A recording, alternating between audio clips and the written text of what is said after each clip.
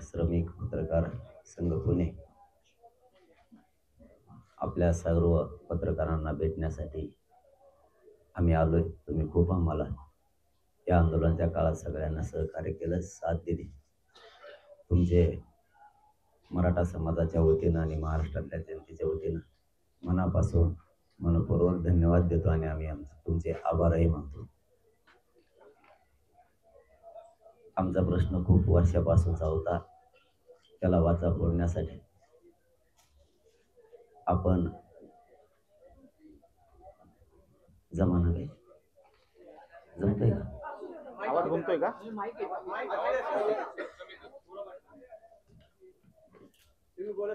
मी पुढं सरकल असतो पण मग गुडघे टेबलला गुडघे पुढं सरकलच कसं?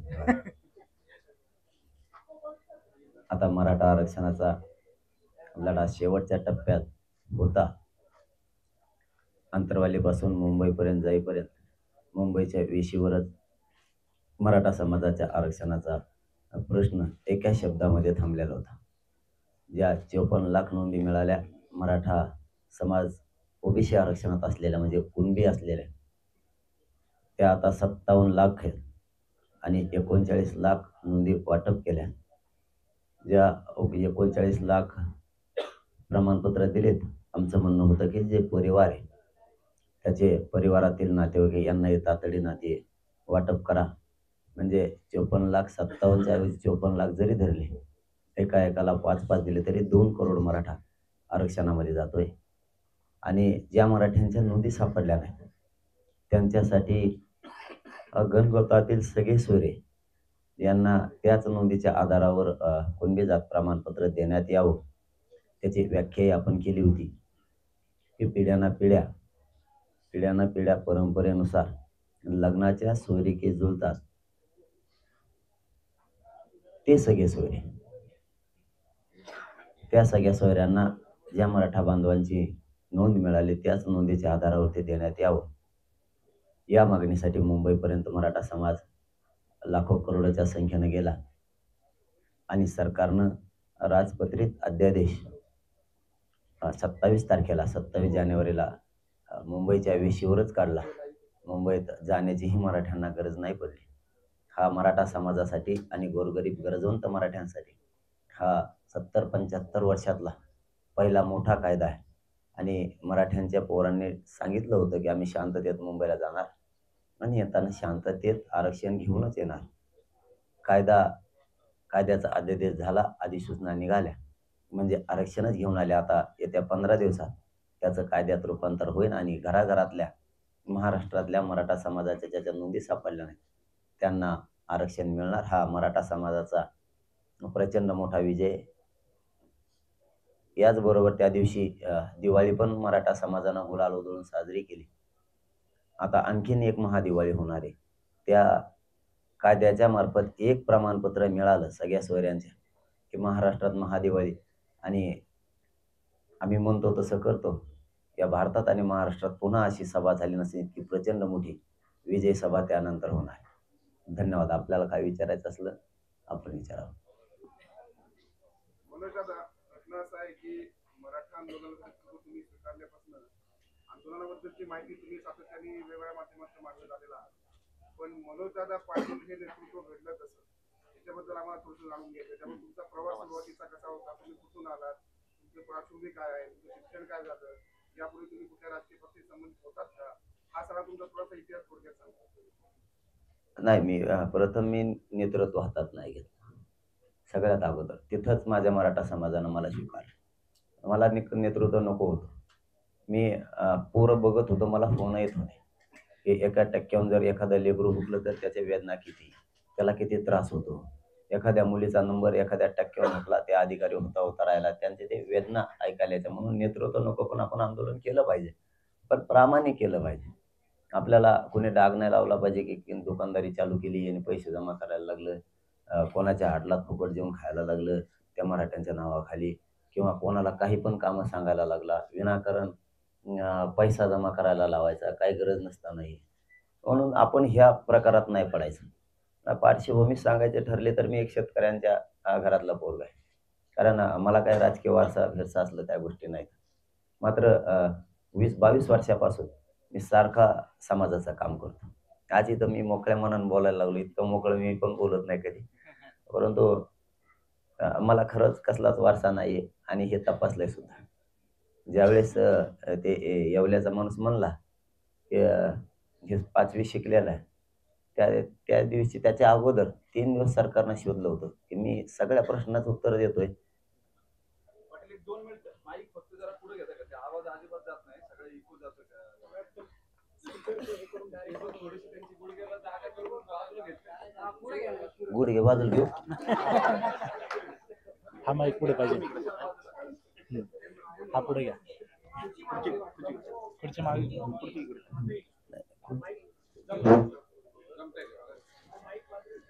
हा माईक ठेवायचा का? येतोय का? हॅलो फार खाली हॅलो वाकावं लागेल. हॅलो हॅलो एवढं खाली. तुम्हाला हॅलो हा जमलं जमलं 2 मिनिटं का गाणे येऊच नको येऊ माय मांडव नाही नाही माय मानता ठरलं आज 6 रात्री झोपलेलं नाही. काही प्रॉब्लेम नाही ना मांडीवर घेतलं तर आणि मग सुई लागत.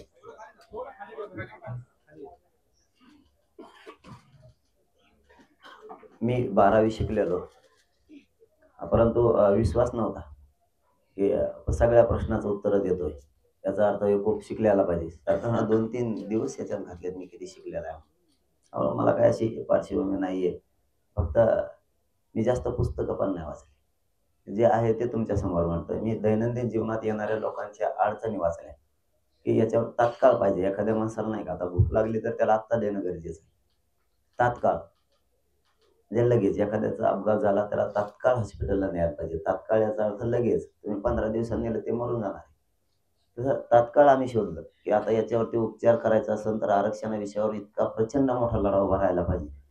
आणि ते लढा उभा करण्यासाठी आम्ही गोदापट्ट्यातून अगोदर सुरुवात केली. 123 गावं ही 11 तालुक्यातले आम्ही एकत्र केली आणि त्यांना सांगितलं 100% तुम्हाला बाहेर पडायला लागेल. एवढ्या वेळेस विश्वास ठेवा. समाजात एक असं नैराश्याचं वातावरण गेलं होतं, की इतक्या ताकदीनं मराठा एकत्र आला हा काय झालं नाही ना आता हे एकटं काय करणार. एक तर मी बारीक दिसतो त्याने माझ्यावर कोणी भरसा आठवायला. पण ते एकत्र करून करून आम्ही लोकांना सांगितलं, की एक वेळेस फक्त तुम्ही उभा राहा. मराठ्यांच्या आरक्षणाचा लढा कसा कडे जात नाही आपण बघू. आणि गोदापट्ट्यातले 123 गाव उभा राहिले आणि 29 ऑगस्टला 2.5-3 लाख लोकांचा कार्यक्रम झाला. तिथून खरी युद्ध पूर्ण राज्यभर बसला. आंतरवाली सराटीमध्ये जे आंदोलन सुरुवातीला तुमचं उपोषण सुरू होतं त्यावेळी जो हिंसाचार घडला किंवा तो लाठीमाराची घटना घडली वगैरे तो या सगळ्या आंदोलनाचा टर्निंग पॉईंट ठरला असं म्हणता येईल का? कारण ज्या गतीनं आंदोलन नाही पुढे गेलं आणि आज कुठल्या तरी अंतिम याच्यापर्यंत आलेला आहे त्या गतीनं झालं नसतं का? नाही त्याला आम्ही नाही टर्निंग पॉईंट म्हणू शकणार. कारण आपल्या आईचे बहिणीचे डोके फोडून घेऊन टर्निंग पॉईंट किंवा आरक्षण आम्हाला इतकं पण महत्वाचं नव्हतं. कारण ते विषय काढला ना तर दादा ज्यांनी बघितलं त्यांनाच माहिती कशा मुंडक्यावरती पाय दिलेले होते. ती मार कसा होता, कशा प्रकारच्या गोळ्या लागल्या, किती आई बहिणीचे डोके फोडले, की ज्यांना घर सोडून कधी या कुठं गेलेल्या नव्हत्या. त्यांचे काहीचे पूर्ण नाकं तुटले होते, काहींचे कान अर्धे अर्धे तुटले होते, डोक्यात 34 टाके होते. हे त्यांनी कधीच बघितलेलं नव्हतं. अशा घरातल्या काही तिथं माहीत होतं. तिथं का आल्या त्या गोदापट्टा एक केला आणि त्यांना वाटलं भारत देशात आमरण उपोषणा इतकं शांततेचं आंदोलन असू शकत नाही. म्हणून ते त्यात सहभागी झाले होते आणि शांत बसलेले होते. मी खरं सांगेल, मी बघा मी कधी खोटं सांगतो, खरं सांगतो. चूक असली ना तर आम्ही मान्यच करतो आमची चूक आहे. कधी पण आजच नाही, मला काय देणं घेणं नाही, सजा जरी लागली तरी पण आम्ही खरंच बोलतो. काही कारण नव्हतं. अगोदरच्या रात्री ते 400-500 जण पोलीस आले. पण त्याच्या अगोदर एक दिवस असं झालं होतं 29 तारखेला की एसपी साहेब कलेक्टर साहेब माझ्याकडे आले. ते म्हणले 2.5-3 लाखाचा शहागडला जो आम्ही आंदोलन केलं होतं सगळा मॉब बिथरलेला होता. ते फक्त माझ्याकडे आले. ते म्हणले काही करा, यांना फक्त शांत करा. नसता आमच्याकडे असून 2 ते 2.5 हजार इथला फोर्स आहे, खूप काही होऊ शकते. एका शब्दात सांगितलं तुम्ही घराकडे जायचं. 2.5 ते 3 लाख लोक घराकडे गेले एका सांगण्याच्या एका शब्दावर. आम्हाला जर धिंगाणा करायचाच असता तर त्याच दिवशी आम्ही केला असता, कारण सगळे पोरच होते.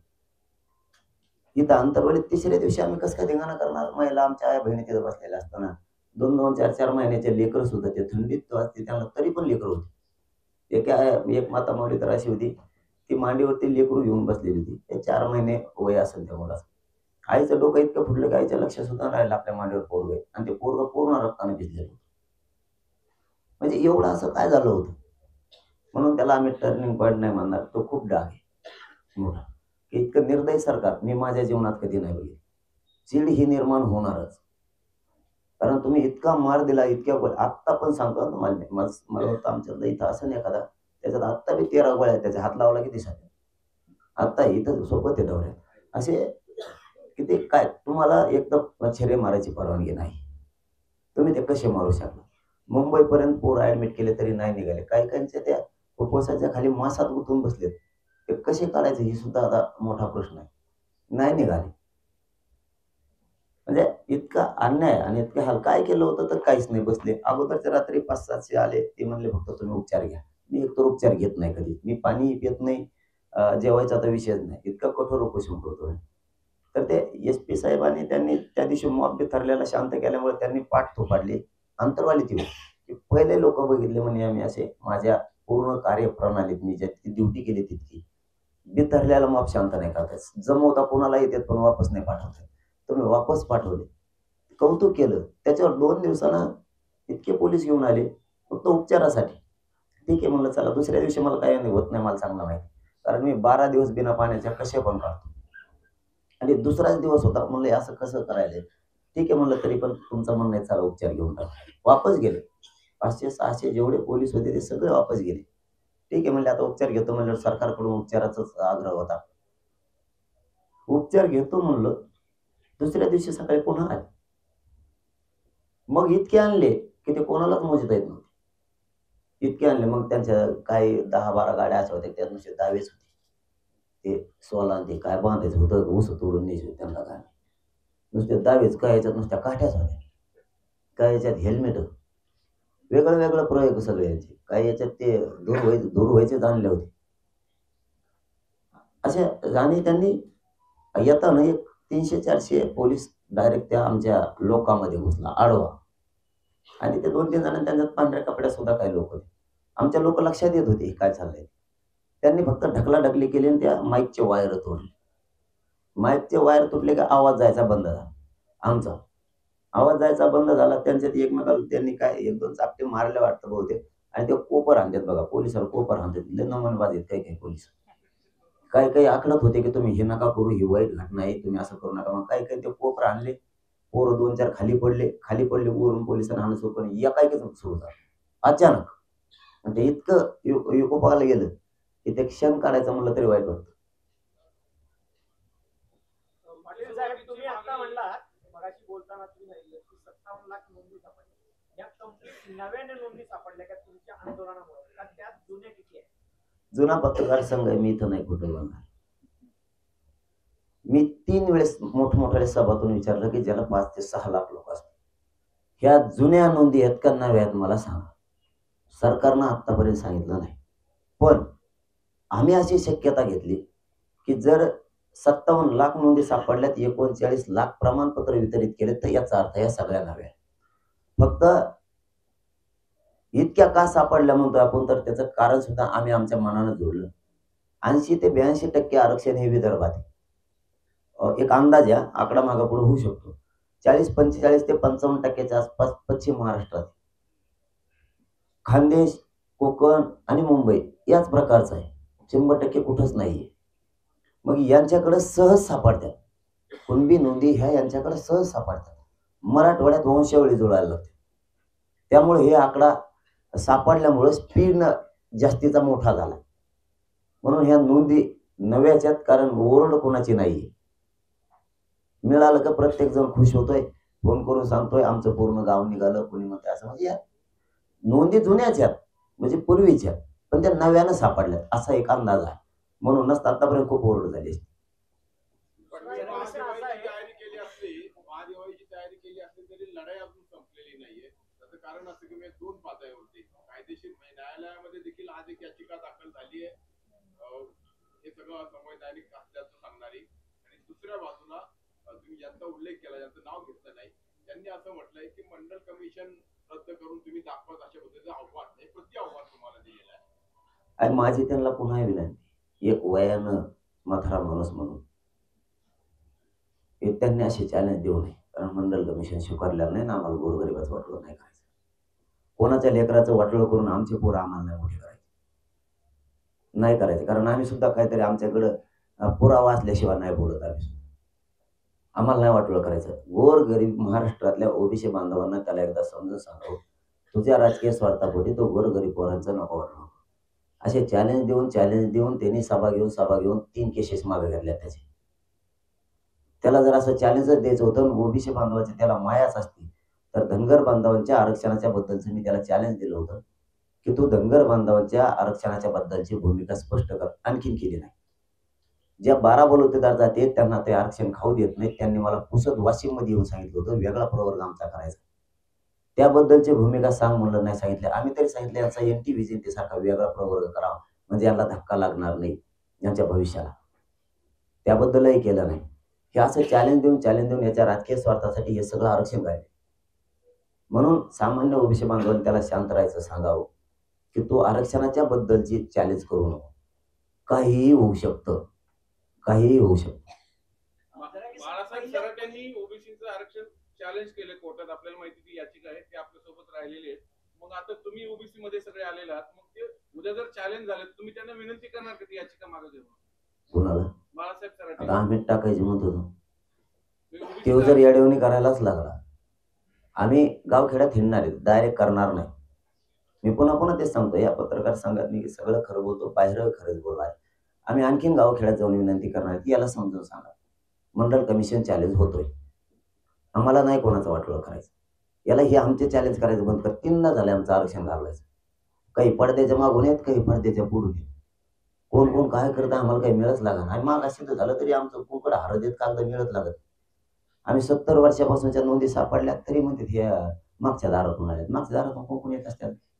सगळ्या पुढून आल्या. तो एकटा इथं समिती काम करते तरी तो मागच्या दारातून आल्या. म्हणजे आमच्या विषयीचं जे आकश आहे ते त्यांनी सोडून दिला पाहिजे. आता तर नोंदी सापडल्या. इथं मागचा ठीक आहे चला 2 वेळ झालं. राणे समितीच्या टायमाला झालं. गायकवाड कमिशनच्या वेळेस झालं.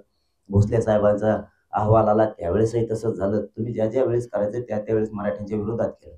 ज्यावेळेस सारथीचा निधी दिला गेला त्यावेळेस तुमची हीच भाषा. ज्यावेळेस अण्णासाहेब पाटील विकास महामंडळाला भाग भांडवल दिलं त्यावेळेस तुमची हीच भाषा. पीएचडी धारकांना काय निधी दिला त्यावेळेस हीच भाषा. आधी संख्या पद निर्माण करून ESBC आणि ECBCचे विद्यार्थी घेतले त्यावेळेस पण तुमची हीच भाषा. कधीतरी तुम्ही कोणाचे तरी मुलं स्वतःचा मुलगा म्हणून त्याच्याकडे बघून प्रत्येक वेळेस आकर्षच व्यक्त करावा असं नसतंय. परंतु तो थांबतच नसेल तर आमचा नाही. पाटील साहेब पहिल्या दिवशी इमोशनल आहे. भावनिक भूमिका आहे. तुमच्या सुरुवातीपासून चर्चा आहे. तुम्ही ज्या आरक्षणाची मागणी केली त्याच्यामुळे काही तांत्रिक मुद्दे उपस्थित होतात. टेक्निकल ग्लिचेस ज्याला म्हणतात. एसीबी एकतर कुणबीचं आरक्षण घेता येईल किंवा एसीबीसीचं आरक्षण घेता येईल अशी परिस्थिती आहे. आता ज्यांनी एसीबीसीचं आरक्षण घेतलेलं आहे मराठा किंवा कुणबी समाजातल्या मुलांनी त्यांना कुणबी समाजाचा ओबीसीचा लाभ घेता येणार नाहीये. काही ठिकाणी मोठे तांत्रिक मुद्दे निर्माण झाले आणि असं होऊ शकतं जर या केसेस कोर्टामध्ये गेल्या ओव्हरलॅप झाल्या राजकीय त्याच्यातला भाग सोडून जरी दिला तरी तांत्रिक मुद्द्यांवर आणि कायदेशीर मुद्द्यांवर जर कोर्टामध्ये लढाई झाली तर हे आरक्षण जाईल अशी परिस्थिती असं कायदेतज्ञांचं म्हणणं आहे. त्याच्यावर तुम्ही भूमिका काय घेणार? आंदोलनाला जे मिळालं ते परत कोर्ट केसेस मध्ये जर जाणार असेल तर पुन्हा भ्रमनिराश होणार नाही का? कोणचं आरक्षण म्हणता? ECBCचं का आता नोंदीचं? दोन्ही आरक्षण एका वेळेस एकाच नाही एक नाही होऊ शकत. एका वेळेस एकाच आरक्षणाचा लाभ घेता येतो. पण आता असे ग्लिचेस निर्माण झालेले आहेत की आधी एसीबीसीचं आरक्षण घेतलं आणि आता ओबीसीचं तुम्ही जे म्हणताय ते सर्टिफिकेटचं आरक्षण मिळेल तर त्यातला नवीन जो मुद्दा तयार होतोय तांत्रिक त्याच्यामध्ये ही दोन्ही आरक्षण रद्द होऊ शकतात. न्यायालयामध्ये एकाच प्रवर्गाला 2 वेगवेगळी आरक्षण वेगळ्या माध्यमातून मिळतात. हे जर न्यायालयामध्ये सिद्ध झालं तर ही दोन्ही आरक्षण रद्द होऊ शकतात. ज्याच्यामध्ये कुटुंबांचं सुद्धा नुकसान होईल मोठं. आणि तुम्ही पहिलं ईडब्ल्यूएस जे आरक्षण आहे ते त्या संदर्भात 8% आणि पहिलं जे तुम्ही एकीकडे आता कुणबी आणि मराठा एकच आहे असं म्हणून जे लॉजिक दिलं त्याच्यामुळे मराठ्यांना आरक्षण मिळालं. आता ओबीसीचं आरक्षण रद्द करा असं जर तुम्ही मागणी केली तर कुणबी येत आहेत. हे बघा त्याचा अर्थ तसा नका जोडू. त्याचा अर्थ असा आहे की आम्हाला करायचंच नाही. शक्यतो तुम्हाला सांगतो 99% आम्हाला त्यात पडायचंच नाही. कोणाचं वाटलंच नाही. परंतु आता आमच्या ज्या नोंदी सापडल्या त्या चॅलेंज होत नाही. तुम्हाला 57 लाख चॅलेंज करायला लागते. सगळे एकत्र नाही होणार. पर माणूस तुम्हाला चॅलेंज करायला लागणार. ही साधी सोपी प्रक्रिया नाही आहे. कारण जर आमचं शासकीय नोंदी ह्या भारतातल्या पहिल्या नोंदी आहेत की मराठा समाज सापडला, हे चॅलेंज होणार नाही. ह्या चॅलेंज झाल्यावर तर ते आरक्षण राहूच शकत नाही. आणि ईसीबीसीच्या बद्दल समाज ठरवलं तुम्हाला कोणचं घ्यायचं. तर आमची मागणी, आपल्या जर शासकीय ओबीसी आरक्षणातल्या नोंदी सापडल्या तर आपण सगळ्यांनी ओबीसी आरक्षणच घ्यायचं. याच्यापासूनचा डबल फायदा आहे, तो राज्यात पण आहे आणि केंद्रात पण आहे. म्हणून शक्यतो सगळा भर इकडेच राहणार. ईसीबीसीच्या बद्दलचं ते खूप लांबचा प्रश्न आहे. क्युरिटी पिटिशन ओपन कोर्टात येईलच का? कारण ती उपचारात्मक याचिका आहे. त्याच्यावरती ती जर ओपन कोर्टात आली तर जर तरचा प्रश्न आहे. ते खूप किचकट प्रक्रिया आहे. त्यामुळे हे सोपं आहे. इथं मराठ्यांच्या ओबीसी आरक्षणात असलेल्या नोंदी सापडल्या तर आपण सगळ्यांनी हेच घ्यावं आणि आपले पोरं मोठे करावेत. आणि ज्यांना ईसीबीसीचं घ्यायचं, ज्यांना वाटतं की आम्ही ते घ्यायचं, जर ते टिकलं नाही तर तुमच्याच पोरांचा वाटोळा होणार आहे. म्हणून या श्रमिक पत्रकार संघातून मी महाराष्ट्रातल्या मराठा समाजाला आव्हान करतो की तुम्ही आहे हे ओबीसीचं आरक्षण घ्या. त्या नादात परत असं होऊ नये की ते पुन्हा उडायचं आणि तुमच्याच लेकराचं वाटोळं व्हायचं. राजकीय आरक्षणाबाबत बोलला नाही का अजून? राजकीय आरक्षणाचा जो प्रश्न निर्माण होईल, त्या राजकीय प्रतिनिधित्व मिळण्यासाठी जे आरक्षण होतं, जे मराठा ओबीसी असं जे राजकीय आरक्षण असतं स्थानिक स्वराज्य संस्थांमध्ये, विधानसभांमध्ये, त्याच्यामध्ये जर मराठा समाजाला प्रमाणपत्र मिळालं तर ते ओबीसीतनं लढतील. त्याच्यामुळे ज्या इतर ओबीसी समाजाला राजकीय प्रतिनिधित्व यापूर्वी मिळत होतं ते मिळणार नाही हे स्पष्ट आहे. त्याच्यावरती तुम्ही अजूनपर्यंत कुठलीच भूमिका जाहीर केलेली नाही. इतर जे ओबीसींना राजकीय प्रतिनिधित्व मिळावं म्हणून आरक्षण होतं ते पूर्णतः फेल ठरेल जर ही प्रमाणपत्र मिळाली तर राजकीय प्रक्रिया. त्याचं काय करायचं? पण आम्हाला त्या राजकीय बाबत कोणी भूमिका विचारलीच नाही. नाही, ते नाही विचारायला पाहिजे. आपण आमची खरी भूमिका अशी आहे की आम्ही लढताना मराठ्यांच्या पोराला शिक्षणात, नोकरीत आणि हे ओबीसी आरक्षणातला फायदा झाला पाहिजे यासाठी लढाई होती. मराठा आणि कुणबी एकच यासाठी पण तसे पुरावे पण दिलेत. फक्त आमचं एक म्हणणं आहे, त्यांचे जे फायदे आहेत माणुसकी म्हणून तेच आमचे पण झाले पाहिजे. याच्यावर मात्र आम्ही ठाम. त्यांचे जिथं ओबीसीचे फायदे होते तिथं मराठ्यांचे झाले पाहिजे. राजकीय आरक्षणाचा उपयोग काय? ही जी व्यवस्था जी निर्माण केली होती राजकीय प्रतिनिधित्व मिळावं म्हणून, त्याचं काय? त्याचे वाटेकरी त्या उद्देशाचं काय? ते उद्देश धरून हे आंदोलन बी नाही आणि मागणी नाही, पण त्यांचे जिथं फायदे होते तिथं मराठ्यांचे झाले पाहिजेत या मताशी मी ठाम आहे. मराठा समाज सुद्धा ठाम.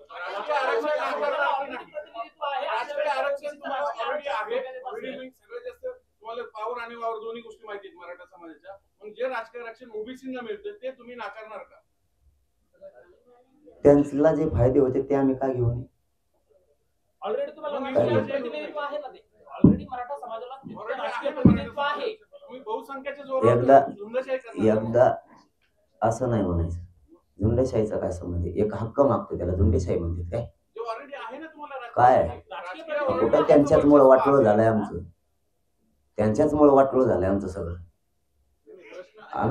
आम्हाला एकदा आम्ही मागणी करतोय ती मिळू द्या. आम्ही समाज ठरवून पुढच्या त्या भूमिकेबद्दल काय करायचं ठरवू. साहेब, तुमची सुरुवातीची जी मागणी होती किंवा जे आंदोलन होतं ते फक्त मराठवाड्यात पुरतं होतं. त्याच्यामध्ये निजाम काळातल्या नोंदीबाबत तुम्ही बोलत होता. असं काय झालं की तुम्ही पूर्ण महाराष्ट्रातल्या मराठा समाजाला सरसकट आरक्षण मिळालं पाहिजे अशी मागणी करू लागला? उर्वरित महाराष्ट्रातून तुमच्यावर काही दबाव वाढू लागला? नाही, गफलत केली होती सरकार. ती आज या इथून आपल्या पत्रकार परिषदेच्या माध्यमातून सरळ होईल. अगोदर नितीन करीर साहेबांच्या अध्यक्षतेखाली समिती नेमली होती, मुख्य सचिव महसूलचे. त्यांना 3 महिन्याचा वेळ दिला होता की तुम्ही महाराष्ट्रभरातल्या आणि मराठवाड्यातल्या नोंदी सापडायच्या. त्यांनी 3 महिने काम नाही केलं. पुन्हा शिंदे साहेबांची समिती नेमली. आम्ही सांगितलं होतं महाराष्ट्रातल्या मराठवाड्यासह नोंदी शोधा. त्यांनी सुरुवातीला फक्त मराठवाड्यातल्या शोधल्या आणि ज्यावेळेस अहवाल गेला त्यावेळेस आम्ही सरकारला, मुख्यमंत्री साहेबांना आणि आलेल्या मंत्री महोदयांना विचारलं की तुम्ही मराठवाड्यातल्याच का शोधल्यात, अहवाल का दिला तुम्ही? प्रथम राज्यासाठी हिला दर्जा का नाही दिला? मग त्या दिवशी त्यांनी ते आम्हाला भेद करायचा नव्हता. मराठवाडा, पश्चिम महाराष्ट्र, कोकण, विदर्भ असा तुम्ही भेद करून पुन्हा या महाराष्ट्रात दुहीनाका निर्माण. आजच तुम्हाला तिला राज्याचा दर्जा द्यावा लागेल आणि त्या दिवशी तिला राज्याचा दर्जा मिळाला. म्हणून महाराष्ट्रभर काम केलं. भूमिका बदललेली नव्हती, फक्त ती तुमच्यापर्यंत किंवा समाजापर्यंत पोहोचलेली नव्हती. आंदोलन मारलं मराठवाड्यासाठी, मराठवाड्यात नोंदी सापडले फक्त 28,000 आणि सर्टिफिकेट मिळाले फक्त 32,000. मग ज्यासाठी तुम्ही आंदोलन उभारलं ते मराठवाड्याला काय मिळालं? नाही, मी पुन्हा तेच सांगितलं आता की महाराष्ट्रासाठी हे आंदोलन होतं, परंतु करताना गफलत अशी केली त्यांनी की मराठवाड्यासाठी केलंय म्हणून. कारण आम्ही भेद नव्हतो करू शकत. मराठा राज्यातला माणूस आम्ही राज्यासाठी लढत होतो. आता ते हैदराबादचं जे 1884 गॅजेट तेही घेणार आहे. पुन्हा समिती 2 महिन्यासाठी मराठवाड्यात महाराष्ट्रात पुन्हा काम करायला लागली. नोंदी खूप सापडायल्यात. काही अधिकारी देत नव्हते हे आम्ही सिद्ध करून दाखवलं. परळीसारख्या शहरात म्हणजे तालुक्यात एकही नोंद नाही म्हणून निरंक अहवाल दिलेला. तिथं आज 23 गावं सापडली. गेवराईसारख्या तिथं निरंक म्हणून तहसीलदारांना अहवाल दिले की एकही नोंद या तालुक्यात नाही. तिथं 123 गावं निघालेत आजपर्यंत. आम्ही खाजगी अभ्यासक नेले आमचे. कारण त्याच्यात 16 प्रकारच्या मोडी लिपी आहेत. यांच्या अभ्यासकाला फक्त 3च वाचित आहेत. त्यामुळे तिथं इतक्या नोंदी सापडल्या. तसं समिती आता पुन्हा 2 महिने काम करणार. नोंदी सापडणार आहेत. 1884 जनगणना आणि 1884 गॅजेट पण 1902चं गॅजेट पण घेणार आहेत. देवी लस म्हणून होती तीही घेणार आहेत.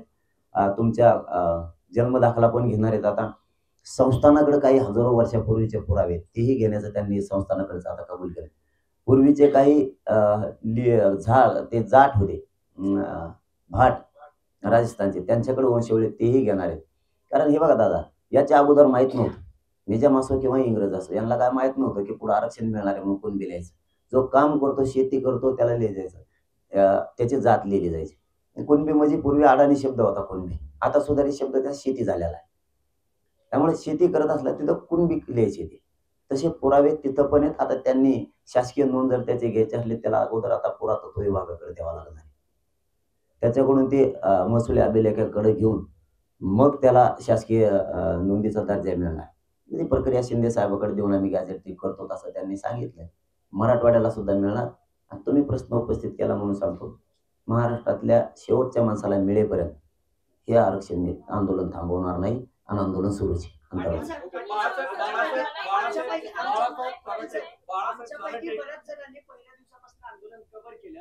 सुरुवातीला जी मागणी होती ती तुम्ही ठाम ठेवली, पण पुन्हा त्याला ओबीसी वर्सेस मराठा असा जो वाद राज्यात निर्माण होण्याचा प्रयत्न केला गेला, ज्यांचं नाव घेणं तुम्ही पहिल्या वाक्यापासून टाळताय, त्यांनी आज सुद्धा असं म्हणले की गावागावात अजूनही ओबीसींना त्रास दिला जातोय, उन्माद केला जातोय मराठा समाजाकडून. 3-3 वाजेपर्यंत डीजेला नाचवलं जातं, त्यामुळे ओबीसींना त्रास होते.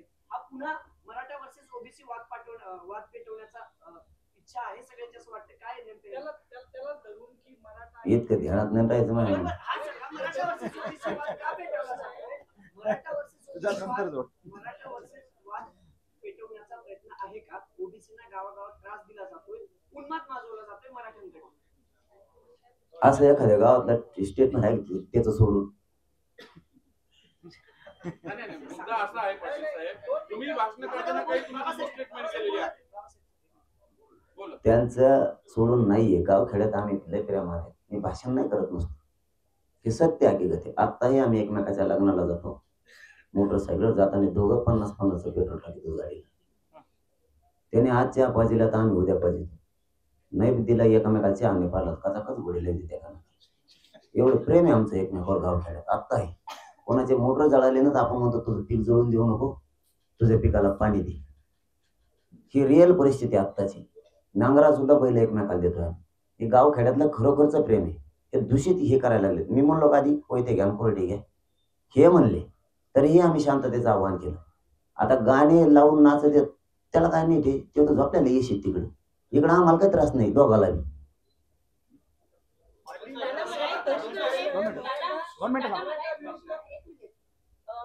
आरक्षणाच्या मागणीची व्याप्ती फक्त मराठवाड्यापुरती होती, नंतर पूर्ण महाराष्ट्रभर पसरली. तर गेल्या काही वर्षांपासून जी मागणी होतीये की आर्थिक निकषांवर आरक्षण मिळावं, तर त्यासाठी तुमची भूमिका काही असणार आहे का? की फक्त आरक्षण एखाद्या जातीपुरतं मर्यादित न राहता आर्थिक ज्यांची परिस्थिती नाहीये त्या सगळ्याच समाजातल्या सगळ्यांनाच आरक्षण मिळावं, यासाठी तुमचा काही पुढची भविष्यातील काही संकल्पना किंवा आखणी काही आहे का? नाही पुढची नाही, आत्ताच म्हणलोय मी. पाठीमागं लातूर मध्ये काही नोंदी सगळ्या जाती धर्मात सापडल्या. ब्राह्मण बांधवांपासून सगळ्यांच्याच. ते म्हणले आता याचं काय करायचं? म्हणलं द्या सगळ्याला, आमचं कुठं घरच आहे, द्या सगळ्या. म्हणजे मला विचारलं म्हणून मी सांगितलं जाऊ द्या म्हणले सगळेच द्या. त्यात मुस्लिम बांधव बी निघालेले होते, लिंगायत बांधव बी कुणबी म्हणून निघाले, ब्राह्मण बांधव पण निघाले. म्हणलं देऊन टाका सगळ्याला. निघाले म्हणल्यावर काय कायदेशीर आहे ना नियमानं. कायदे चौकट कशी मोडू शकता तुम्ही?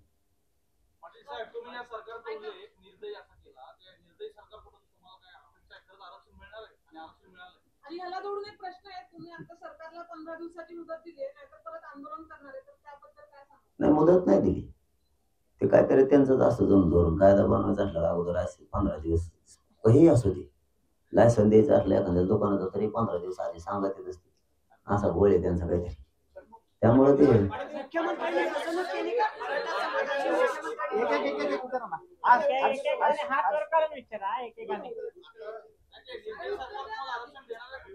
दिलं ना आणि घेतल्याशी सोडीन का मी. कसलं असं मी परत जात असतो मुंबईत तितकंच गबाळ घेऊन सगळे. आणि आता तर माघारी येत नसतो. वाशीतून नाही कुठून नाही. मग आझाद मैदानात सगळे कोण बसत असतो मग. तुम्ही त्या रात्री जेव्हा आझाद मैदानावर पोहोचण्याच्या आधी तुम्हाला अपेक्षा होती का की आपल्याला मुंबईत जावं लागणार नाही? त्या रात्रीचा घटनाक्रम काय झाला की तुम्हाला सरकार आलं, तुम्हाला प्रमाणपत्र दिलं आणि आंदोलन तात्पुरता होईना तेव्हा तुम्ही जाहीर केलं की आपण स्थगित करतो आहोत आणि आपल्या मागण्या मान्य झालेल्या आहेत. त्या रात्रीचा थोडा जो घटनाक्रम होता तो सांगाल? आधी वाटतच नव्हतं की हे देतील म्हणून. आम्हाला 100% वाटत होतं मुंबईत जायला लागला का आझाद मैदान. कारण त्याच्यामध्ये सुद्धा 2-3 प्रयोग झाले होते खोलीतच. मग खोलीत प्रयोग झाल्यावर मी जर 4 भिंतीच्या आत बोलायचं ठरवलं असतं. इकडं कोण व्यासपीठ आहे, काही काही म्हणतील घरात बसल्या बसल्या 4 भिंतीच्या आत बोलले. 4 भिंतीच्या आत बोललो का पैसे घेतले. असे तर 3 वेळेस बोललो आम्ही, एकदा नाही 3 वेळेस. पण आम्हाला जे पाहिजे होतं त्याच विषयावरती आमची व्याख्या आणि सगळे स्वारी त्याची वाक्यासह आम्हाला तिथं ते पाहिजे होतं. म्हणून ते खेळ हिसकाटायचा आमचा. एकदा तर त्या लोणावळ्यात का कुठं तरी तिथं खेळ हिसकाटला आमचा. पण तिथं भितडीच होते. मग बोलावं कुठं आता ते भ्यायला लागले. मी काय करू त्याला. त्या अधिकारी मंत्री झोपते घरी ते दिले अधिकारी पाठवून ते म्हणजे आम्ही नाही त्या पोरला आरडत म्हणे तिकडं नाही. मग म्हणलं बसा घरातच आता. घरात चर्चा झाली कारण त्यांच्या पदाला प्रतिष्ठा असते. त्यांचं एक स्टेटस असतं आलेल्या अधिकाऱ्यांचं. ते लोकात नाही लोड घेत. ते लय लोड घेतात त्यांच्या. 2-3 बऱ्याच घोषणा दिल्या ते म्हणले दाराच्या बाहेर सुद्धा येत नाही मी तुम्ही जर बाहेर चर्चा करा म्हणले. मला मग आज बोलू आमची व्याख्या सांगितली त्याप्रमाणे आमचा सगळ्या स्वाऱ्यांसाठी खरा जीवाग्रह होता. त्यासाठी आम्ही मुंबईपर्यंत निघालो होतो आणि 54 लाखांच्या परिवाराला प्रमाणपत्र हे एक आमचा आग्रह होता. आणि शिबिरं त्यांनी गावागावात यासाठी घेतले पाहिजे कारण सामान्य माणसाला माहीतच नाही तिची नोंद सापडली का नाही. ते तुम्ही ग्रामपंचायतला चिटकेले सुद्धा पाहिजे किती नोंदी सापडल्या. हे सगळ्या गोष्टीसाठी केसेसचा विषय होता आणि ते सगळ्या त्यांनी निर्णय तिथे घेतले आणि राजपत्रित आदेश दिल्यामुळं आम्हाला जे पाहिजे होतं समाजाला गोरगरिबांचं कल्याण त्यात होणार आहे. काहींना नाही मिळालं. आता काहींची ही ओरडी आता ते बी लगेच सांगतो मी तुम्ही पुढे विचारायचं नाही. राज्यामध्ये 2 मुख्यमंत्री आहेत राज्यामध्ये 2 मुख्यमंत्री आहेत. तुम्ही मुख्यमंत्र्यांच्या फार जवळ असता त्यांच्याशी जरा संलग्न घेऊन असता अशी जी टीका होती तुमची नेमकं काय म्हणजे 2 मुख्यमंत्र्यांबद्दल तुमचं मत काय आणि मुख्यमंत्र्यांबद्दल काय? जवळ काय त्यांच्या नड्यात गुतलं गेलं आंदोलन. जवळ काय त्यांनाच पण नाही. जवळ नाही काय नाही. जो आरक्षणाला विरोध करेन त्यांना आम्ही सोडलेला नाही. त्यांना सुद्धा नाही हल्ला झाला त्यांचं बघा तुम्ही हे काढून त्यांना सुद्धा त्या दिवशी सोडलेलं नाही. कारण आरक्षण हे नोंदी सापडलेलं असल्यामुळे आम्हाला आधार मिळाला.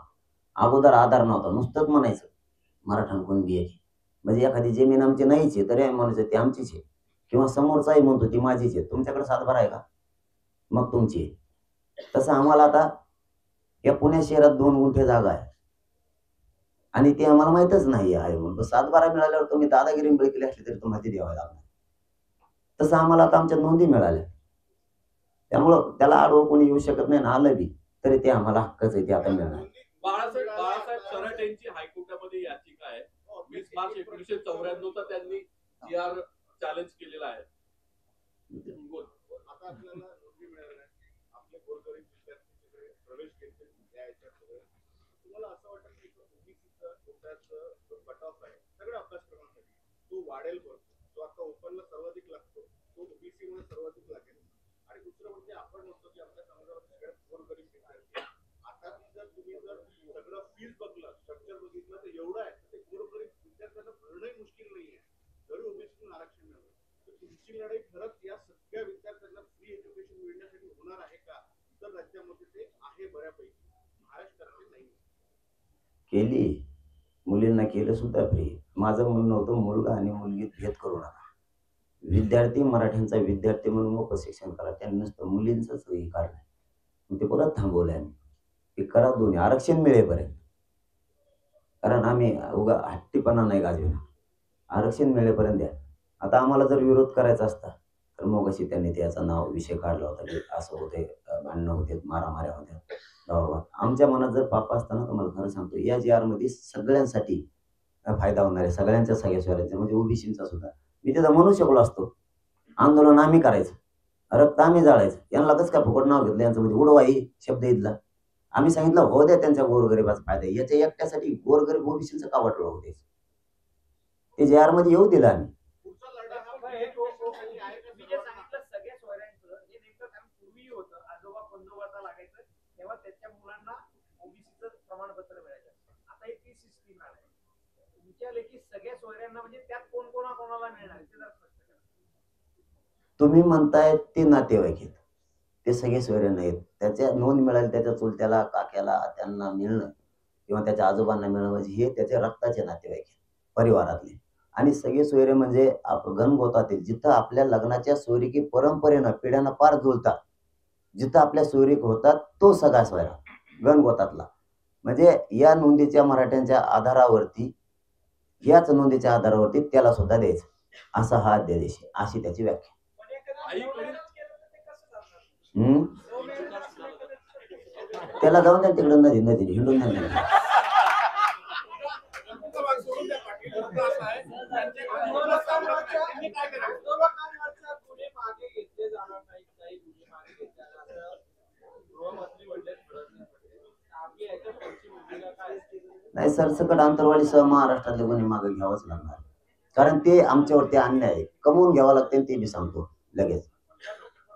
पण या संदर्भात फडणवीसांनी क्लिअर केलंय की यांचा जर जाळपोळ बाबा जे एक प्रश्न होता ना, उत्तर होतं आहे, त्यांचं. ते मागे घेणार नाही. त्याच्यावर काय भूमिका आहे?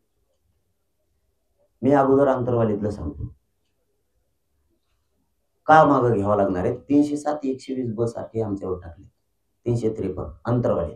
जिथं आमरण उपोषण सुरू आहे तिथं ना शासकीय कार्यालय आहे ना तिथं काय 353 तिथं बसत नाही. आम्ही आमच्या आंदोलनात मंडपमध्ये बसलो, 120 बस तिथं बसत नाही कारण आम्ही कट रचलेला नाही. 307 सारखा आमच्यावर गुन्हे व्हायला आमच्याकडून कोणावर हात उचलण्यात आलेला नाही. मग 120 बस पोलिस जखमी झालेत ना. अरे त्याने धोपडलं त्यांनाच. आम्ही बघतो, आम्हाला माहिती आहे, तुम्हाला काय माहिती, आमच्या जेटा घेऊन आम्हालाच हाणल्या. ते बघत होतं ना, ते आई बहीण कोणाची असू द्या, चला मी बी एक आंदोलक म्हणून सोडून द्या, तुम्ही पत्रकार बांधव म्हणून सोडून द्या. इतकं मारण्याची पद्धत ही बघू सुद्धा शकणार नाही तुम्ही. कसं ते रक्त गळतं, कसं पाणी पिता सुद्धा येत नव्हतं, रक्तासहित पाणी तोंडात जात होतं, ही परिस्थिती होती. त्यामुळे तिथं आमच्यावरती ते गुन्हे बसत नाहीत. 120 बसचा त्यांच्यावरती बसतो. आम्ही त्यांना सांगितलं होतं क्रॉस कंप्लेंट घ्या आमच्या सुद्धा, होऊन द्या जे व्हायचं. आम्ही जेलला जाऊ, यांना बी यावं दे. त्यांच्या तर 642 जण बसत होते म्हणून त्याच्यात. ते म्हणले नाही तुमच्याच मागं घेणार आहेत आम्ही, हे आमच्याकडून चूक झालं. त्यात त्यांनी माफी सुद्धा गृहमंत्र्यांनी मागितली. निष्पाप लोकांवरती हल्ला झाला. आमचं म्हणणं आहे आता महाराष्ट्राबद्दल जे पोरच त्याच्यात नाही आहेत, आंदोलन करणारी पोरं उचलून नेलेत, जे जाळपोळ करणार आहेत त्यांना राहू द्या ना. आम्ही कुठं नाही म्हणतो, पण त्याच्यात निष्पाप पोरं हजारानं गुंतलेत विनाकारण, म्हणून ते सगळेच मागे घ्यावं लागणार आहेत त्यांना. ते घेतील 100%. ज्यांनी आता जे सगळीवरचा मुद्दा मांडला, म्हणजे सगळ्यांची व्याख्या केली की आरोप मागे घ्यायचे. कोणाचे ज्यांनी लोकप्रतिनिधीचं घर जाळलेलं आहे त्यांच्यावरचे गुन्हे मागे घ्यायचे. मग आता ते सांगितलं ना मी, की आम्ही काय ते जे कोणी जाळलेत आम्ही त्यांचं पुढे समर्थन करतोय, परंतु त्याच्यात निष्पाप गुतवलेत. जसं की त्याचं पाहुण्याचं हॉटेल जाळलं तिथं, त्याच्यात पाहुण्याने जळलेले आणि मराठ्याची पोरं गुतली. हे CCTV फुटेज आहेत त्यांचे, तिथं FIR आहेत. असा बाळासाहेब ऐका ना, बाळासाहेब खराटेंची हायकोर्टामध्ये याचिका आहे की आपल्याकडे जात आणि आरक्षण हे जन्मानुसार आहे. आता सुद्धा जे दाखले दिले जातात ते म्हणजे SC ST मध्ये सुद्धा आता जी सगळे सोयऱ्यांची व्याख्या आहे ती हिंदुसत्ताक पद्धतीने. तुम्ही जी आता व्याख्या करताय तर आंतरजातीय विवाहामध्ये आरक्षण मिळणार आहे? अजिबात नाही. तुम्ही आता ती व्याख्या केली. कुठे गेली? विवाह जे होतील परंपरेनुसार जिथं गणगोताच्या सोयरिके जुळतात ते स्वजातीमध्ये ज्या गणगोतात पूर्वीच्या बघूनच केलं जायचं. जसं आता एखादं काय द्यायचं असलं तर ग्रह चौकशी करते, तसं पूर्वी सुद्धा शेजारी पाहुण्यांना विचारायचे हे पाहुणं लागतंय का, तरच होत होतं. तशा स्वरूपाचं आहे. नारायण राणे आणि त्यांच्या मुलांनी आरक्षणा संदर्भात नाराजी व्यक्त केली आणि जे जातीवंत मराठे आहेत त्याने आरक्षण घेऊ नये असं हे जाहीर केलेलं आहे, तर त्याच्यावर तुमचं मत काय? सगळेच जातीवान आहेत महाराष्ट्रातले, परंतु काय असतं, ही सुविधा आहे केंद्रानं आणि राज्यानं दिलेलं आरक्षण. असं नाही सुविधा घेतली पाहिजे, गोरगरिबांचे लेकरं मोठे होते. पण याला एकच उत्तर आहे, तुम्हाला घ्यायचं तर घ्या, नाही तर घेऊ नका. ज्याला घ्यायचं ते घे, मोठं होईल. तुम्हाला कोणी जबरदस्ती केली का हे धर तो गळ्यात लटकायचंय म्हणून? ज्याला घ्यायचं ते घे. तुम्ही सुरुवातीपासून म्हणत आलात की मराठा समाजाच्या नेत्यांनी मराठा समाजाचं नुकसान केलं. आता तुम्ही सभागृहामध्ये जाऊन आता रस्त्यावर तर लढाई मांडली, पण मनोज जरांगे हे सभागृहात लोकसभेत विधानसभेत जाऊन मराठा समाजाची भूमिका मांडणार आहेत. नाही बाबा, ते आपल्याला नाही मिळत. ते लय अवघड असं बोलून ते कुठं लय त्याच्यात काय म्हणते ते आडे हसतेत म्हणते लय खाऊ घालला होता लोक. आपलं बरं आहे, आपलं हेच. तुम्हाला या सगळ्यांमध्ये काही ऑफर आली का कुठल्या? हा वाद संपुष्टात आणण्यासाठी दोन नेते म्हणजे भुजबळ आणि जरांगे पाटील एकत्र कधी पाहायला मिळाले? कशाला एकत्र येत, मग जास्तच बिघडं खातात. दोघांचा मुद्दा एकच आहे ना की आरक्षण मिळालं पाहिजे, समाजाचं कल्याण. जो तेढ निर्माण झाली आहे ती कमी करण्यासाठी दोघांनी प्रयत्न करणं आवश्यक वाटत नाही का? त्यांनीच प्रयत्न करत ते म्हणून त्या सगळ्या मराठ्याला ओबीसी आरक्षण. दुसऱ्या दिवशी सगळे चांगला आमचं गळ्यात हात टाकून हिंडत होते त्यांचे. सरांनी फक्त मराठा नेता आहे का ओबीसी नेता पण तुम्हीच आहेत आता? आता बहुतेक लवकरच सगळे मराठा आरक्षण गेलं तेच होतं का काही नाही. दोन्ही मीच, पण नेता नाही हा, सेवक दोन्हीच. पाटील साहेब यांच्या प्रश्नाला उत्तर देताना तुम्ही असं म्हणालात की मुख्यमंत्री जवळचे नाहीये. आता दोन उपमुख्यमंत्री आणि एक मुख्यमंत्री वाशीपर्यंत तुम्ही गेलात, आमच्यातले अनेक जण तुमच्या सोबत होते. शेवटी मुख्यमंत्र्यांनी वाशीच्या छत्रपती शिवाजी महाराज चौकात यावं लागलं. अर्ध्या रात्री दोन मंत्री आले, एक भाजपचे होते, एक शिवसेनेचे होते. शेवटी मुख्यमंत्री आले. यावरून हा मेसेज गेला की जरांगे पाटील मुख्यमंत्र्यांच्या जवळचे आहेत. एक आणि दुसरं, फडणवीस काल म्हणाले की सरसकट दिलेलं नाहीये. मग मुख्यमंत्र्यांनी मराठा समाजाची फसवणूक केली का? कोणची फसवणूक? सरसकट दिलेलं सरसकट. नाहीये. बघा आता, तुमचे जुने सहकारी आरोप करतात की फसवणूक झाली म्हणून. मग त्यांचा बरोबर आहे ना, त्यांची फसवणूक झाली, त्यांना काही भेटलंच नाही. इथं गोरगरिबाला भेटलं. सांगतो ना तुमचं पण, हा, ते मराठा समाजाला सरसकट नाहीच भेटलं. सांगतो ना. 54 लाख नोंदी मिळाल्या, प्रमाणपत्र वाटले. परिवाराला 5-5 देऊ द्या. 70 निघालेत हा, एका नोंदीवर 5च मिळत तरी 2 कोटी मराठा आरक्षणात गेले. हे तर इतसर गेले आता. आणि सगळ्या सोयऱ्यातून 2 कोटी जर त्याच्यात गेले तर खाली राहिलेच काय? सगळ्या सोयरे गुंतले त्याच्या माध्यमातून झालं सर. पाटील, सुरुवातीला तुम्ही असं सांगितलं की मी मॉब कंट्रोल करतो म्हणून माझी पाठ ठोकवली पोलिसांनी. पण तुम्ही आता नंतर असं सांगितलं की मॉब कंट्रोल होत नव्हता म्हणून अधिकारी जे आहेत ते बंद आराड बोलले. दोन्ही बाजूनी तुम्हीच बोलताय. डबल स्टेटमेंट वाटत नाही का? अरे. कारण का लोणावळ्यापासून ज्या बैठका झाल्या त्या तुमच्या बंद दाराड. अरे तुम्ही कुंकड जोड लागला. मग बी ठरेल किंवा गोटी घेऊन होता का बाहेर? त्यांनी घोषणा दिल्या की जी पातळ झाली इकडं. 26 तारखेला तो प्रश्न नाही हो अध्यक्ष, 1994चा जी आर आहे, शासन आदेश आहे, ओबीसीची टक्केवारी 19% झाली. त्याला बाळासाहेब सराटेंनी हायकोर्टामध्ये आव्हान दिलेलं आहे, याचिका दाखल आहे. त्यांचं म्हणणं आहे की 10% ते आरक्षण करा आणि दर 10 वर्षांनी त्याचं पुनर्निरीक्षण करा. एकीकडे ही मागणी मराठा समाजाने बाळासाहेब सराटेंनी हायकोर्टात केलेली आहे आणि तुम्ही दुसरीकडे त्याच 10% मराठ्यांना घातलंय. कॉन्ट्रडिक्टरी होणार नाही की 10% सगळे ओबीसी आणि त्यात आता मराठा पण येणार नाही? नाही, त्यांनी काय याचिका दाखल केली मला पण माहित नाही आणि न्यायालयात प्रकरण असताना त्याच्यावर बोलू बी नाही. पण हे 19% आम्ही आहे तर ती मोकळीच जागा आहे, तिथं आम्ही एकटंच बसलेले. ते एकदा म्हणलं होतं, ते म्हणे एसटी फुल झालेली, इथं आरक्षण मागू नका. आता एसटीत 19च लोक आहेत, एसटी भरली. म्हणलं आम्हाला दार तो उघडून बघू ती ऐकत. तो एकटा टांगड्याला मग बसला सगळ्या सीटावर. त्याने दार लावून घेतलेत, आत मोकळे आहे, सगळे मोकळी जागा आहे, काही अडचण नाही. एनटी वेगळा बांध टाकून दिलेला आहे, त्यामुळे त्याला कोणीच धक्का लावू शकत नाही. आता 19% ती एकटा आहे. आम्ही सरळ करतो, थोडं थांब. शेवटचे 3 प्रश्न घेऊयात आणि ज्यांनी विचारलं नाही त्यांना पण संधी देऊ द्या. ज्यांनी विचारलं नाही त्यांना संधी मिळू द्या. होऊ द्या, पण जे बाकी पण विचारले त्यांना संधी मिळू द्या. प्रश्न होऊ द्या, पण इतरांना पण संधी मिळू द्या ना. तू विचार आता तुझ्या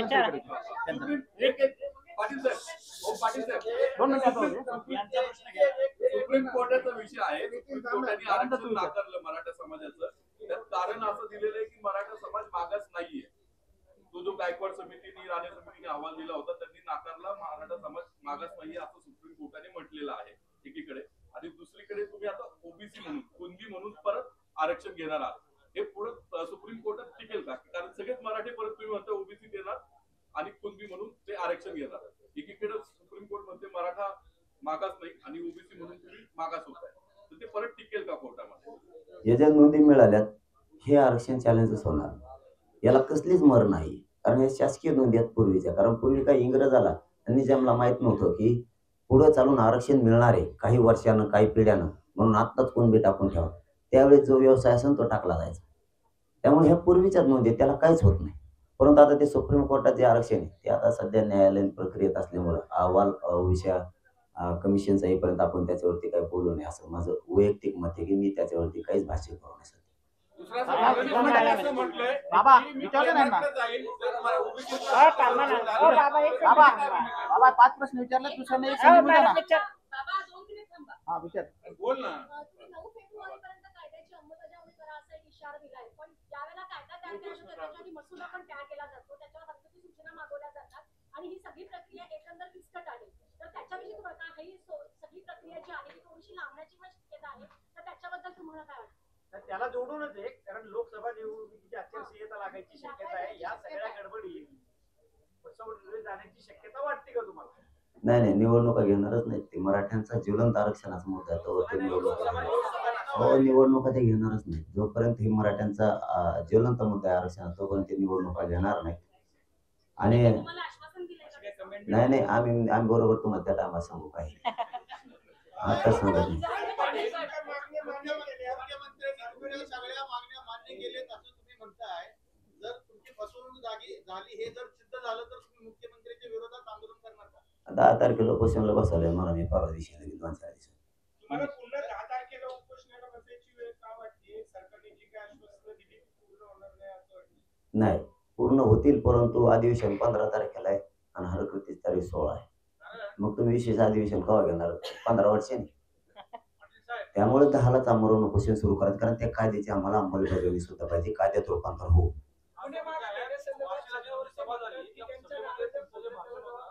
जाऊ दे त्याचं, जाऊ दे सगळ्या जणांना माहिती. तुमचं आंदोलन उभा झाल्यानंतर फडणवीसांचं काय? फडणवीसांच्या भूमिकेवर अरे एक विचारा ना. एक विचारा ना. फडणवीसांचा विचार होते. फडणवीस असं म्हणाले की ओबीसी आरक्षणाला धक्का लागला तर आम्ही दिल्लीत जाऊ. ओबीसी आरक्षणाला धक्का लागला तर आम्ही दिल्लीत जाऊ असं ते म्हणाले. बरोबर आहे ना त्यांचं. ओबीसी आरक्षणाला धक्का लावून दिल्लीत जाणार, कारण ओबीसी आम्ही येत ना. ऐका ना, सगळ्यांना संधी देऊ द्या. ठराविक लोकं बाकीचे पण विचारतात ना. विचारा. हो दे. मग विचारून म्हणतात. तुमचे हिंदी इंटरव्ह्यू खूप प्रसिद्ध होतात, व्हायरल होतात, त्याच्यावरती अनेक comments येतात. तुम्ही ते मराठीतच उत्तर का देत नाही? हिंदी जेव्हा इंटरव्ह्यू होतो त्यांना म्हणतो मराठीत देत होते, ते म्हणते नाही त्याच्यातच दे. मी सुरुवातीला 2-3 प्रश्न ते पत्रकार बांधव चांगले विचारतात मला. या काय की त्याचं नाव काढत मग ते बिघडून जातं खात. पण दम्माने विचारलं येते हिंदी चांगली, पण गडबडीत गेले म्हणून जरा पांगत आहे. ते शिकतोय मी आता. वाशीला जे तुमचं भाषण झालं त्या भाषणामध्ये तुम्ही असं म्हणालात की धोका होण्याची शक्यता आहे आणि आता तुम्ही पुन्हा आंदोलन परत तुम्ही इशारा दिलेला आहे. तर तुम्ही एकीकडे म्हणताय आरक्षण मिळालं, एकीकडे म्हणताय की पुन्हा आंदोलनाला बसणार आहे आणि वाशीला असं म्हणालात की धोका व्हायची शक्यता आहे. म्हणजे तुम्हाला तुमचं स्पष्टता नाहीये का या मुद्द्यावर? आरक्षण मिळालं हेच खरंच आहे. कारण आरक्षण काय तिथं कुठे एखाद्या गोणीत किंवा घमिल्यात ठेवलेलं नाही, म्हणून आम्ही म्हणलो होतो की जाणाऱ्यांना आरक्षणच घेऊन येणार. हे कायद्याचं राज्य आहे. इथं तुम्हाला काही गोष्टी मिळवायच्या असल्या तर अगोदर कायदा पारित करावा लागणार आहे, तरच ते घेता येणार आहे. आम्हाला जे पाहिजे होतं ते अध्यादेश निघालाय. आता अंमलबजावणीसाठी आंदोलन. जून 2004 ला कुणबी मराठा कुणबीचा ओबीसी मध्ये समावेश झाला. त्याला 20 वर्ष झाली. त्यानंतर राणे समिती झाली, गायकवाड मारुती गायकवाड समिती देखील झाली. एवढ्या 20 वर्षामध्ये एवढ्या तज्ञांना कळलं नाही की सगळी सोयरी शब्द टाकला असता तर मराठा आरक्षणाचा प्रश्न सुटला असता. आणि तुम्हाला वाटतं की फक्त सगळी सोयरी शब्द टाकल्याने हा प्रश्न मिटणार आहे? खाली कोणी राहतच नाही ना, खाली कोणी राहतच नाही ना. आणि त्यांना दोष नाही देणार मी, त्यांना सुचलं नाही किंवा ध्यानात नाही आलं. मी कोणावर आरोप करून किंवा स्वतःचं महत्व वाढवणार नाही. त्यांच्या विचारांच्या त्यांच्या पद्धतीने त्यांनी प्रयत्न त्यावेळेस केलेले आणि पाठीमागं आतापर्यंत केलेत. आम्हाला जे जे योग्य वाटलं, एक तर आम्ही सामान्य खेड्यातल्या पोरं अडाणी पोरं म्हणूयात, आम्हाला जे जे शब्द योग्य वाटले त्या पद्धतीने वाटचाल केली. आणि त्या शब्दाला जर आक्षेपच आहे मराठ्यांचा म्हणतो, तर हे शब्द 3 महिन्यापासून सुरू आहे. तोपर्यंत तुम्हाला ऑब्जेक्शन कोणी घेतलं का, किंवा तुम्ही सोशल मीडियावर काही काही मिळालं नाही टाकलं का?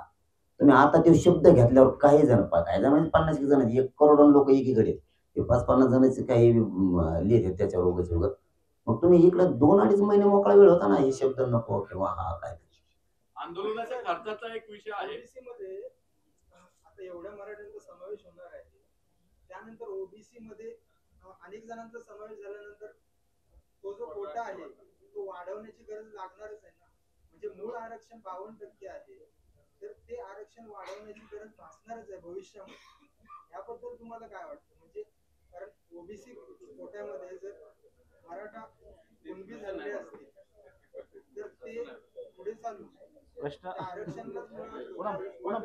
स्वतंत्र आरक्षण हाच एक पर्याय होता. तुम्हाला रोहिणी आयोग माहिती आहे? रोहिणी आयोग केंद्राने शिफारस केली, कारण ते केलं तर महाराष्ट्रातला आरक्षणात तिढा सुटणार आहे. कारण सगळे मराठी ओबीसीत घुसले तर त्यांच्यावर अन्याय होणार हे उघड आहे. त्यासाठी फडणवीस भांडायला केंद्रात जायला तयार आहे, त्याच्यावर तुम्ही उत्तर देत नाही ते. मग याला तोडगा काय आहे? आणि अगोदर आम्हाला आरक्षण येऊ द्या ना, मग वाढायचं 200% वाढू ना. मग आम्हाला यायच्या आधीच वाटा शोधायला लागलेलं की ते मराठी आल्यावर असं होईल, मराठी आल्यावर तसं होईल. मराठी यायचे राहिले कोणते? 70% मराठी आरक्षणात गेले. विदर्भ खानदेश आधी आम्ही एकटेच राहिलो, तर आमच्यामुळे कोणता पाठा वाढा लागला तुमचा? काही होत नाही. मग सगळे वाढवायचा ना तुम्हाला कोटा, सगळेजण मिळून अगोदर आम्हाला आत घ्या मग वाढू. आम्हाला एकट्यालाच वाढायसाठी लढायला लावा ना, आम्हाला ठेवा आहे.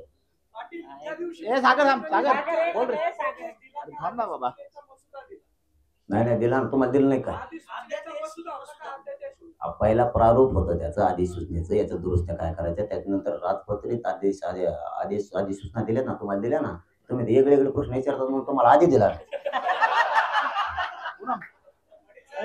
4 घेताडात लवकरून तुम्हीच काढले.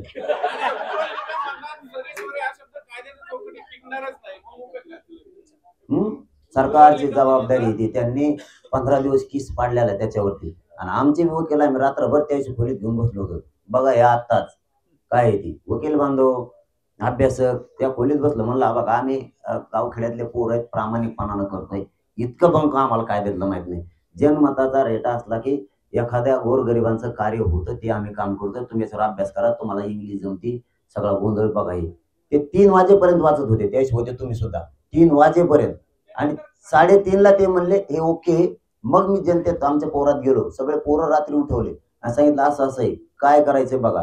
जेव्हा त्यांना सगळं वाचून दाखवलं, वकिलांचं त्यांना सांगितलं की वकील बांधव हायकोर्टातले काही अभ्यासक आहेत, त्यावेळेस ते म्हणले मग आता यांच्यापेक्षा हुशार कोण असते? ते म्हणले मग ओके, कारण आम्ही गेलोच होतो त्या सगळ्या सोयऱ्यांच्या आदेशासाठी.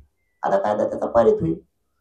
माझा प्रश्न राजकीय नाहीये, पण तुम्ही आता एकंदर तुम्हाला म्हणजे फक्त मराठा नाही तर सगळ्याच जातीचे जे युवा पिढी आहे ती फॉलो करते, तुम्हाला आदर्श मानते, तर त्यांच्यासाठी तुम्ही काय सांगाल? काय मंत्र द्याल किंवा त्यांना काय नाही? आता गोरगरीब करोडच्या संख्येनं मराठा 5 महिन्यापासून लढलाय, सगळ्या ताकदीला लागलाय.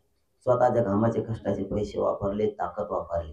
आता फक्त शिका, तुम्ही मोठे व्हा, आरक्षण तुम्हाला मिळालंय. एवढाच संदेश आमच्याकडून. तुम्ही क्लास 1 क्लास 4चे अधिकारी हो, IPS IAS दर्जाचे अधिकारी हो, हीच आम्हाला तुमच्याकडून अपेक्षा. तुमच्या अंगावर वर्दी चढलेले आम्हाला बघायचं आहे. याच्यासाठी आम्ही जीवाची बाजी लावली, इथून पुढे सुद्धा लावणार. धन्यवाद. जय शिवराय. धन्यवाद. राम राम.